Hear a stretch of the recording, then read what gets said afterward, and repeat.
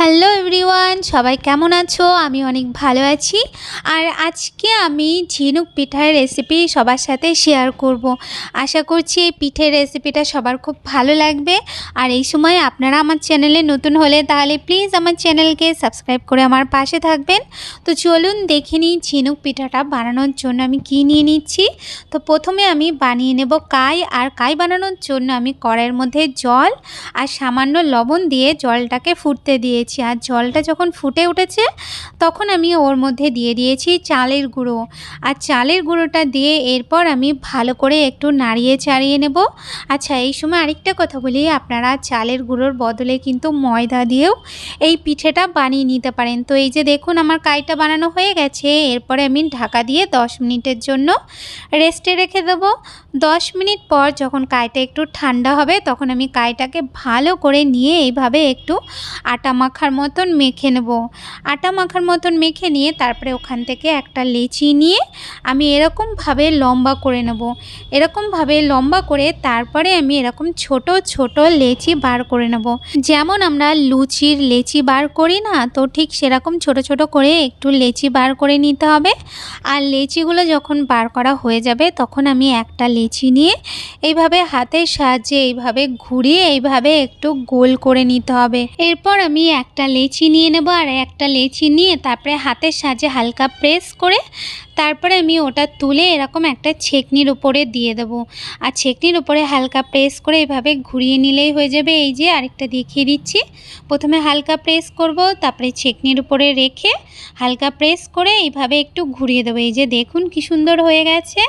আর এইভাবেই আমি সবগুলো করে নেব। এই যে দেখুন আমার সবগুলো বানানো হয়ে গেছে।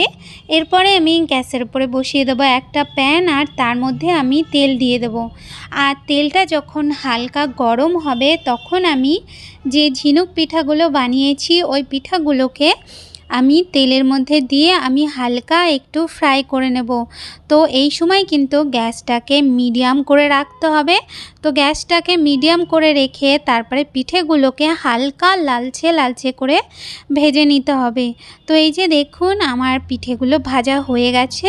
এরপর আমি পিঠেগুলোকে তুলে একটা আলাদা পাত্রে নিয়ে নেব।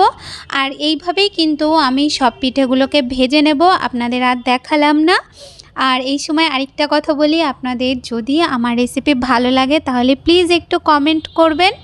তো দেখুন এখানে পিঠেগুলো তো ভাজা হয়ে গেছে। এরপরে আমি একটা কড়াইয়ের মধ্যে নিয়ে নেব দুধ। আর এখানে আমি 1 লিটারের মতন একটু দুধ নিয়ে নিয়েছি। 1 লিটার দুধ দিয়ে তারপরে আমি ওর মধ্যে দিয়ে দিচ্ছি কয়েকটা আমি এলাচকে ফাটিয়ে নিয়েছি, সেটা আমি ওর মধ্যে দিই। এরপর আমি দুধটাকে ভালো করে একটু জাল করে নেব। আর দুধটা যখন ভালো করে ফুটে উঠবে তারপর আমি ওর মধ্যে দিয়ে দেব গুড়। তো এখানে আমি পাটালি গুড় দিয়ে দিচ্ছি। গুড়টা দিয়ে তারপরে আমি নাড়াচাড়া দিয়ে গুড়টাকে একটু হতে দেব। তো গুড়টা যতক্ষণ দুধের সাথে ভালো করে মিশে যাচ্ছে ততক্ষণ আমি ভালো করে দুধটাকে একটু জাল করে নেব। তো এই যে দেখুন দুধটা আমার জাল হয়ে গেছে। এরপরে আমি ওর মধ্যে যে পিঠেগুলোকে আমি ভেজে রেখেছিলাম সেই পিঠেগুলোকে আমি দুধের মধ্যে দিয়ে দেব। তো দুধের মধ্যে দিয়ে এবার আমি ভালো করে একটু আমি জাল করে নেব। আর এই সময় কিন্তু আমি গ্যাসটাকে মিডিয়াম করে রেখে দেব।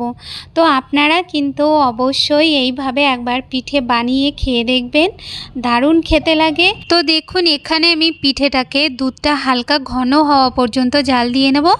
বেশি ঘন করে ফেললে তাহলে যখন ঠান্ডা হয়ে যাবে না তখন পিঠেটা একদম জমে যাবে।